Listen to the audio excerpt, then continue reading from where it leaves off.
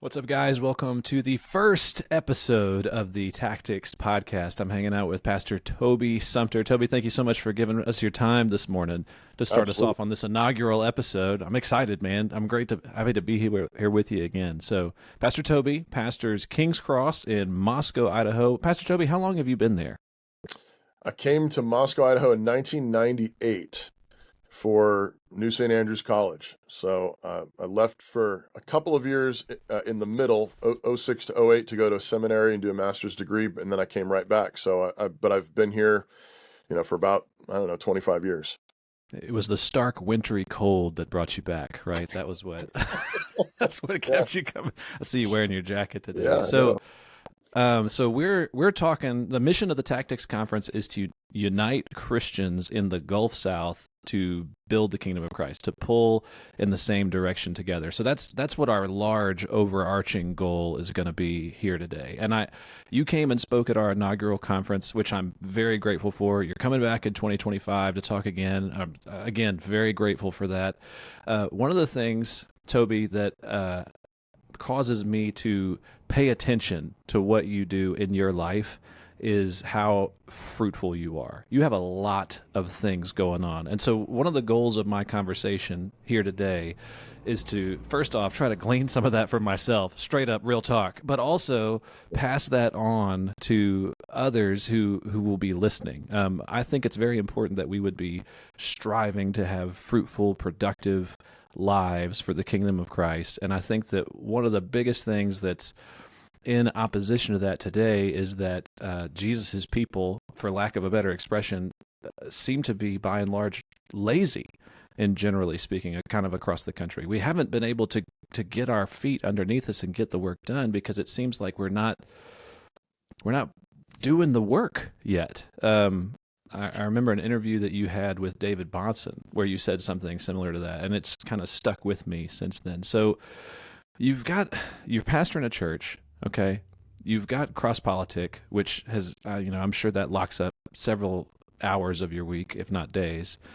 You write a ton. I see new blogs from you drop regularly throughout the week. You're writing and publishing books. You're doing video interviews like this one.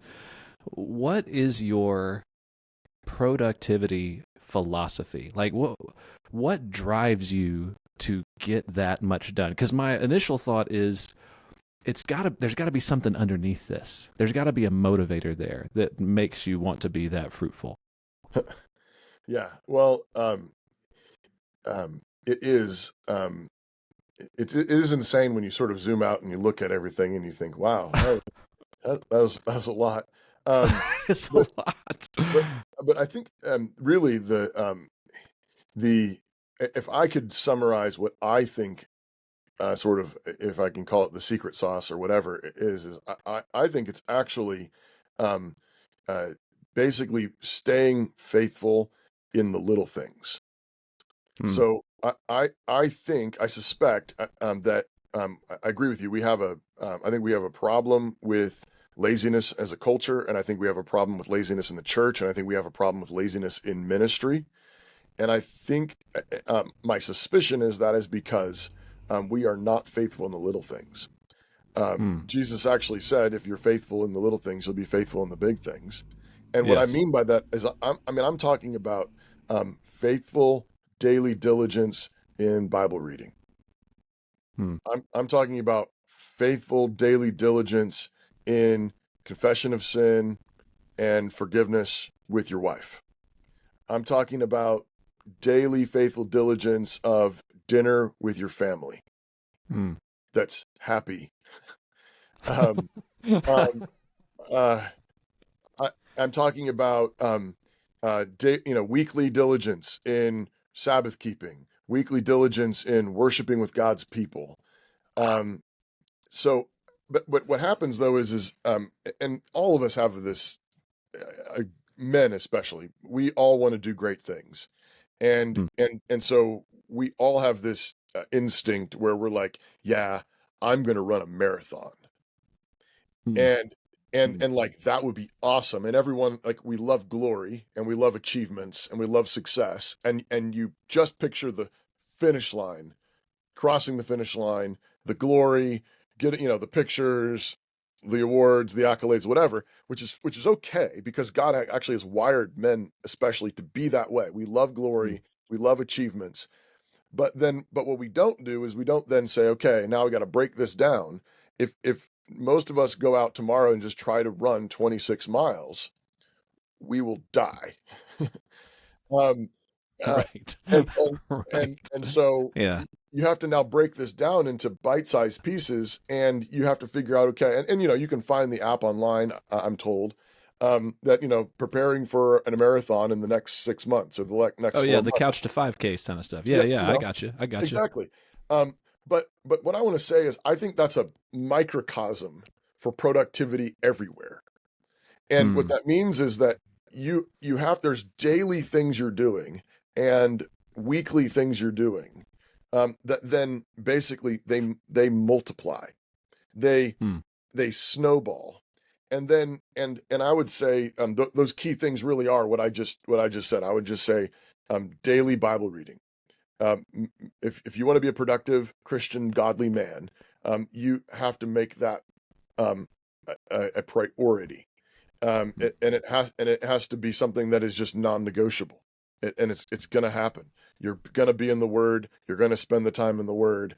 Um, Hmm. have a plan. Don't be random. And I would say the overarching goal really should be read the whole Bible over and over again.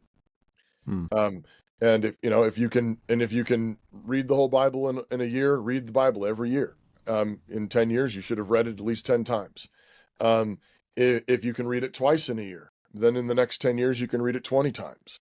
Hmm. But you need to be just cranking through every day in the Word. And with that, obviously, also in prayer. If you have access to the, Lord of the universe, um, then why are you not talking to him every day Hmm. about everything? Hmm. And I think having at least some designated time, and I think it fits often as you're reading the word is going to be, working on you, and Hmm. there's going to be things, catching you up short, reminding you of things that you forgot about. And so pray, word, but do that every day, and see that as like, those are your push-ups and your sit-ups, man. Um, that's your daily faithfulness. That's orienting your whole day. I think I don't know, that God doesn't say you have to do it first thing in the morning, but I find that it is, really key first thing in the morning. I get my coffee, and I get my Bible. Um, I mentioned earlier, confession of sin and forgiveness. I think is continuing to be, um, the thing that people don't realize, that sin ruins everything, and Amen. it's just Yes. that's just facts. But really, very practically, it gets in the way of productivity. Hmm. Because, instead of having, like, really, like, um, free space in your head to think, um, joy in your heart that, like, keeps you going, and then just time. Now you've got a guilty conscience. Hmm. You've got, that just the gunk of just feeling, because you had that argument with your wife and you didn't Yes. sort it Yeah. out, or you had some crosswords with one of your sons or your daughters, and now it's not sorted out, and now that's in your head, and you're trying to concentrate on work, but now it keeps coming back to you, like, but why did she say that, or why did he say that, or why did Hmm. I say that, and it's Right. eating at you. Well, now your productivity level just dropped significantly, even if you're trying to Right. sort of shove it out of your head, and it's in your heart, it's weighing you down. Psalm 32 says that when you kept silent and you didn't confess your sin, it's like being in the desert. It makes your Yes. your bones ache. It's what makes, brings depression, Yeah. and you can't be productive in that state. So, not only is confession of sin and forgiveness the right thing to do, Hmm. it's the good thing to do. It's the most productive thing to do. It's like making sure that your house is swept. Hmm. It's like making sure that the laundry's getting done, the garbage is getting taken out, so that you're you're you're most you're maximally poised, for whatever God has for you. And then I would say specifically in your home, especially like your marriage and your kids. I mean, this is your basic unit. This is where either you're thriving there, which is then freeing you to pour your energy and time into productive pursuits, your work, your job. Maybe you're starting another job on the side. Maybe you need to carve out time on the weekends to have a side hustle. Well, if your family's thriving, then you will find that you actually have more time. Yeah. Yes, that's right. And but if it's not, it's going to come back and bite you, and it's going to eat at your time. And so you've got to put first things first. Make sure you have you keep short accounts. That means no sin, no secret sins in your heart or your life, no sins between you and your wife, no sins between you and the kids. You're in fellowship, no laundry lists of resentment or bitterness, nothing rotting behind the refrigerator or under a carpet or in a closet somewhere. It's all clean. You're in fellowship, you're in the joy of the Lord. And then I mentioned, happy dinners. While the kids were little, I mean, we still have dinner almost every night of the week together. Now my kids are starting to leave, and so they're not always all there. But even as a pastor early on, part of this was the gift of our community and our culture. Just we don't do a lot of, once you get later at teen years and sports and stuff, there's more evening activities. But in general, our church functions that we don't fill our week up with a lot of church stuff. And so I've been a pastor for since 2006. So coming up on 20 years, 18 years, whatever that is. Congratulations. And yeah, but I've it's a rare evening I have a church meeting, and it's been that way for 20 years. Where I occasionally have had one night of the week that I've said, I'm going to visit people on that one night of the week, one night. But I'm home, for years and years, I've been home 4 and 5 nights a week, and usually 5, usually 6 to 7, and that's been a huge gift. And what that was though was little faithfulness, creating joy in my home, which then built up the kind of relationships where if I need to pull, if I've got a writing deadline and I've got to disappear for 2 days, my family's great. They're like it's going to be a party. Dad's gone. We're going to have a party. And I they literally, like, it's funny. When I'm gone, like when I went to down to hang out with you guys in Lafayette and Opelousas, the tradition when Dad is gone is they all get mint chocolate chip ice cream, because I don't think we should flavor our ice cream with toothpaste. But the rest of my family loves it. And so, but that's not, that didn't happen magically or automatically. Like the joy of our family culture happened because I was sitting down at dinner with my family every night.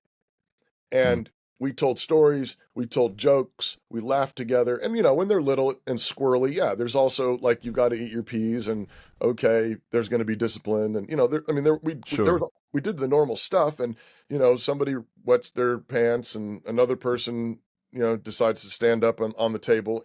We had all the normal, right, rodeo stuff, but we were, we were dealing with it joyfully, slowly, but it's daily faithfulness, little by little, little by little. But the thing that we need to see is that's training for the marathon. And so all the things I'm doing have been, I didn't do them all right away. Right. They were slow, and I picked away at it a little bit by little bit as I had time to, around these non-negotiables. I'm gonna be in the Word. I'm gonna have a good relationship with my wife. I'm gonna have a happy family. I'm gonna be at church every Lord's Day. And then you have certain things you just got to do to function, to pay the bills. Yeah. And then you fit stuff in where you can, but over time, little faithfulness multiplies and it snowballs and it turns into more time and more energy and more momentum than you ever thought was possible. Yes, I got you. So then let me ask it this way. So the marathons that you do run, okay, how far out are you planning those? Like when you're saying I'm going to write a book on whatever, or I've got a new sermon series coming up that I'm trying to get ready. How far out ahead do you try to keep yourself to be able to plan well to run those marathons when they come? Like, are we talking months, or is it a year, or how do you do that? Yes, I would say probably the best ones, like so like use books as an example. The ones that I think go the best were ones that really were in the works for years, even though I don't know if I necessarily had thought in my head when I started it, this is a book. But Oh let, yeah. let me give you a couple of examples. So my marriage book, No Mere Mortals, um, Yep. grew out of um, doing premarital counseling for like 10 years. And so Got it. early on, we live in a college community. There's a whole lot of young people getting married, and I do, I don't know, 6 or 8 weddings every summer. Um, and Nice. and so I found myself starting to do premarital counseling a lot, and I had all these couples coming, and honestly, was a part of it was a practical need. I couldn't remember what I'd covered. Because it was like this was the fourth couple coming in to see me, and I'm like, did I tell you about this yet? And so what I did was I just basically reduced it all down to 3 basic sessions. Hmm.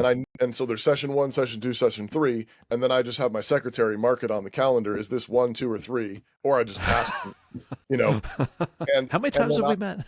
yeah, well, it was like, it's too many. I can't remember. I have bad memory anyways. But over the years, I started doing those 3 sessions, and they've like morphed slightly. But I basically just have it like that. I just know the curriculum in my head. I know the texts I go to. I know the stories I tell. I know the illustrations I'm going to use, and that became the core of my marriage book. And then I filled it out a whole bunch, and I'd been doing a bunch of other just routine marriage maintenance meeting and those kind of things. And couples would occasionally come in with things they wanted to work on. Um, but but I would say that book that was the easiest one to write because I had been um, giving those talks for Yeah. probably 10 years. And see, this goes back to what you were talking about before. Like it's the big rocks. You keep your main priority. So you're being faithful doing pastoral ministry. And out of that, it's not like you sat down and you said, you know what, I would like to publish a book. Although I'm sure that drive is there, just like we talked about before. It's in a lot of men's heads.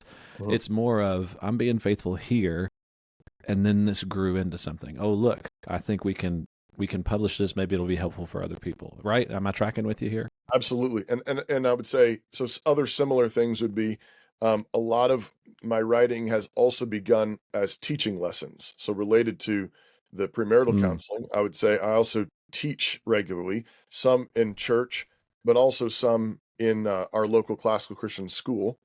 And then what I've done there is all that is let's once a week or twice a week I have a class period and I have to prepare a talk. And so I just write out, maybe 1 page of notes, save it, and then I come back the next year, pull up the notes again, and mm, maybe I add a paragraph or two, fill it out a little bit more, deliver it, close it.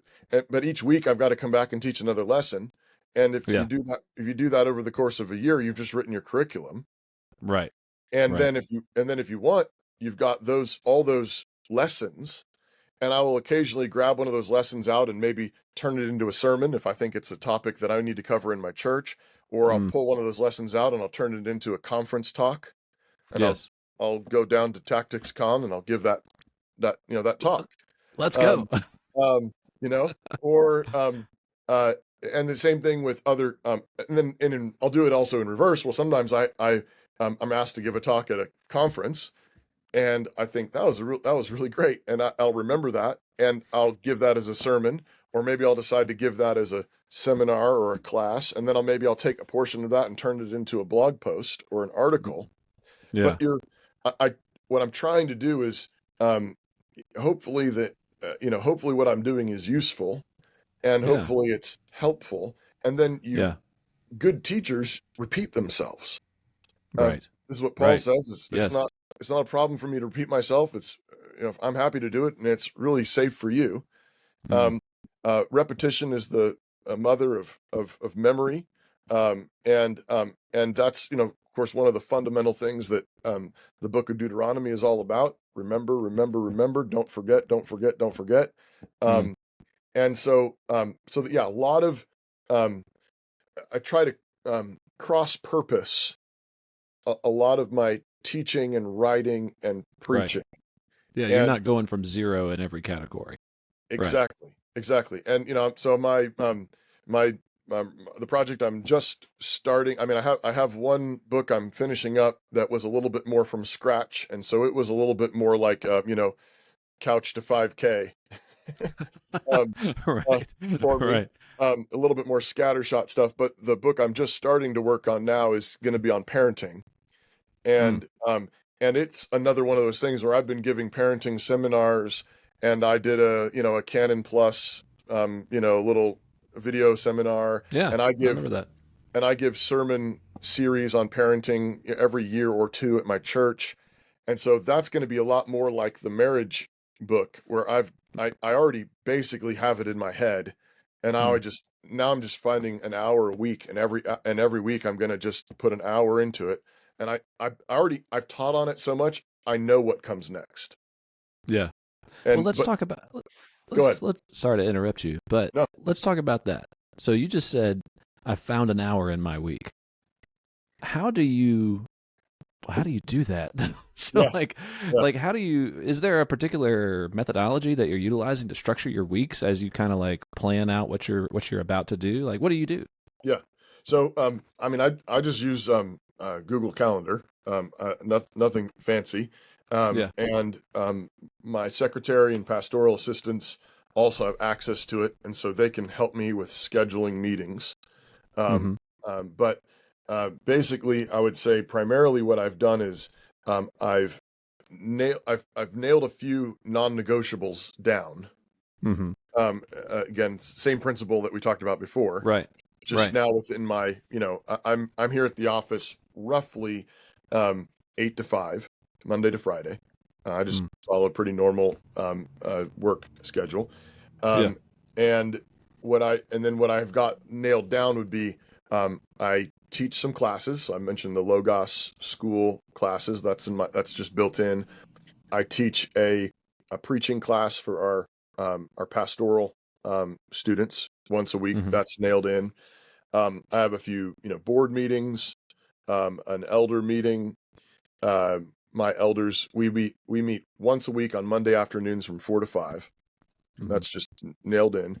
And then there's a once a month elder meeting with Christ Church that I attend, and that's on Thursday mornings. And then Wednesday morning is my sermon prep day, and that's blocked off from 8 a.m. to lunchtime, basically, those 4 hours. Um, and then I have about 6 or 7 set slots for folks in the church to make appointments Oh with yeah. me, Okay. and Mhm. they're preset on my calendar. And so my assistant can just I don't know the technology, but maybe you do. But he sends them a link that shows Yeah. them that particular calendar that overlays on top of my own calendar, and Yeah. they can click on one of those appointment slots and then just write their name in and save, Just knock it out. Yeah. and then it shows up on my calendar as this spot has been taken by Joe Smith. Um, Yeah. and So 6 or 7 of those, and so that's maybe um, if you nail all those non-negotiables down, that's maybe half to 2/3 of a 40-hour week. Yeah. Um, and so there's actually still a fair bit of uh, time. There's still blocks in there. Now, then you mentioned cross politics, so that's another thing. My elders have graciously um, included that as part of my ministry, and so they want me doing cross politic and that kind of cultural engagement. And so there's about um, 3 hours on Monday afternoon blocked out for that, and about 3 or 4 hours on Tuesday morning blocked out for that. So that's almost a day one day's worth in a normal week, just broken into 2 days. Um, and then I would say basically from there, what I've tried to do, and I've done it, I would say I've had seasons where I've done it better or worse, but I do try to actually designate hours where I'm going to focus on a particular project. I understand. Yeah. And I just do it You as just plug it into your calendar. yeah, and I just put it in my calendar, but I try to, and again, emergencies happen, or, you get going on one thing and all of a sudden you realize, oh, I missed that. Your personal deadlines and personal goals are harder to keep to, but I do have slots designated for particular writing projects, or my goal currently is to try to be writing one blog post a week, and then I've got a couple of writing book projects that I've got 1 hour a week that I'm just trying to pick away at. And then you just always have the other things that pop up, but I would say that's how I've run it, and It sounds great. Generally worked. So here's the $1 million question right here: how do you keep from getting distracted? Yeah. Right? And sometimes it's good distractions, sometimes it's bad ones. I think that we were talking at the very beginning of this. One of the things that we struggle with as a people is inherently laziness. That's just part of the world that we live in right now, part of the fall. But also, it's easy for people to become distracted in the culture in which we live. Anywhere that there's electronics, a screen, a phone or something like that, it's easy for you to get pulled aside. What have you done personally to be able to say, hey, I've got this hour and I'm going to keep it for this? I'm not going to let myself get tossed around inside of this. Is there some mechanisms that you've implemented for yourself in order to kind of hold on to that? Yeah, I would say, yeah, there are. One would be, actually, it may not be, it's not like a one-to-one connection, but I do believe that the more thoroughly I have, the better I start every day, the better the day goes. And so, Yes. So when I start and I get up and I do my Bible reading, and I don't just check the box, but I really have spent my time there, focusing on the Word, feasting on the Word, and orienting my day to the Lord. I've already chosen the most important thing. And I think I think there's probably spiritual realities there, and I think there's probably also just practical realities that I've already I've hit the ground running. I've got off the blocks with a good stride, and I'm already thinking in terms of what is most important and what do I need to do. So that'd be number one. Number two, just very practically, I have since the advent of smartphones and apps and all the rest of it, I have consistently for years, I don't have notifications turned on for virtually any of my apps. There it is. That's the big secret right there. So for years, the only things that I would get would be texts or phone calls. And then I would say over the last year, somewhere, I can't remember when it was, last fall sometime, I actually went, and I turn off all notifications for periods of time. So I don't even get texts.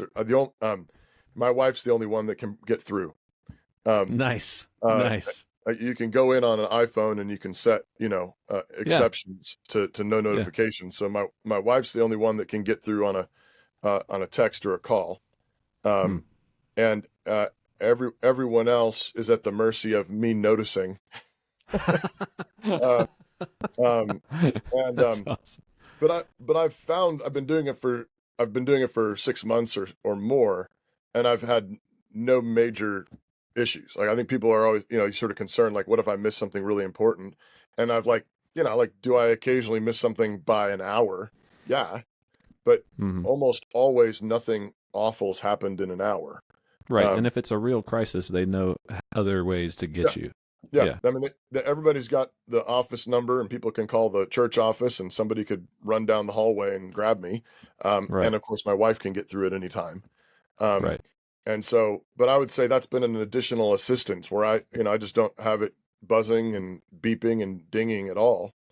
Um, Mm, and so now now it doesn't mean that I'm magically not going to be distracted by anything, because sure, I can still pick it up, and and I can start scrolling, or I can start looking sure. at all of my missed notification, all the things I missed.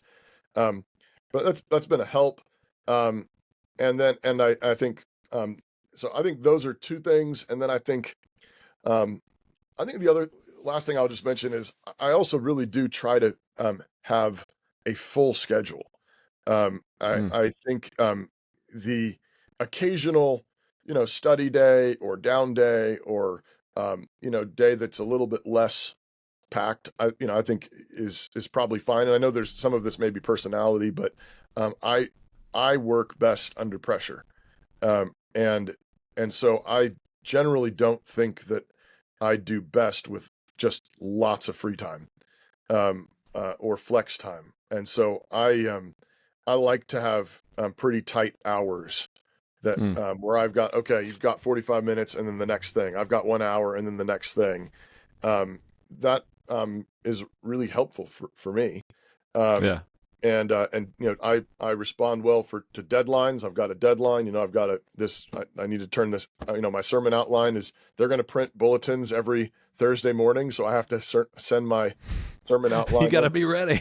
at the latest Thursday morning. Mm, And so I things like that I find to be very helpful. Um, and then my evenings and mornings, though, are relatively free. So mm, I work during the day, and then evenings and mornings, I have I get up early, I'm not a night owl. I'm usually crashing between 9 and 10. Um, uh, but I'm relaxed in the evenings. I go home and I eat dinner and I hang out with my family. And yeah.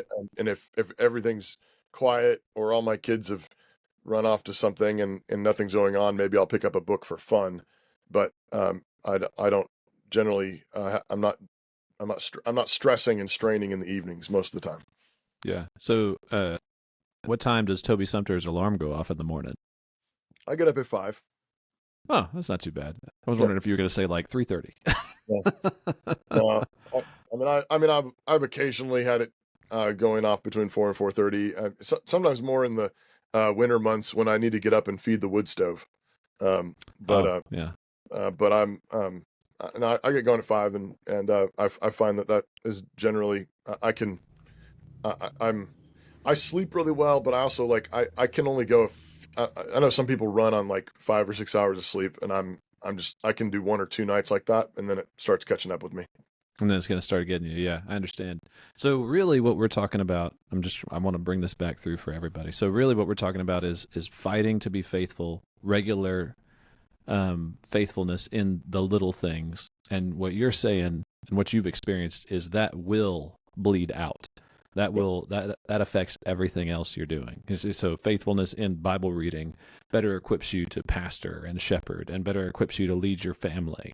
And if your family is in right order, of course the Bible says this too, then that further qualifies and empowers you to lead your church well and teach and disciple well. And it allows you to take new ventures because you don't have to worry about anything going off the rails at home. You're able to kind of make investments. And the times when you do, like you said before, have to take 2 days because you've got a deadline you have to meet, it doesn't shake everybody. Everybody's secure and ready to move forward. That's super helpful. Super helpful. So really, fundamentally, what we're saying is, one of the things that I say very often is it's like concentric circles, right? If you're faithful with all the things that relate directly to you, right? Then you will have more opportunities for faithfulness in the next rings out, like your family and your household work and your vocation and your church and it keeps moving out from there. But you have to hole up on that focus right there. So let's say there's a guy listening right now, Toby, who is, he has not been faithful. He's like he's taken on a ton of things to do. He's overstretched, but now he's noticing that his family is in disorder. His personal life's in disorder. He's got all these things going on. What would be your advice to that guy? He's got tons of work going on, but his center circle, his self and his family, is suffering. What would you tell a guy like that? Yeah. Well, I would say, first of all, yeah, you need to recognize that you will, that can't last. That's, to borrow a word from the left, that is not sustainable.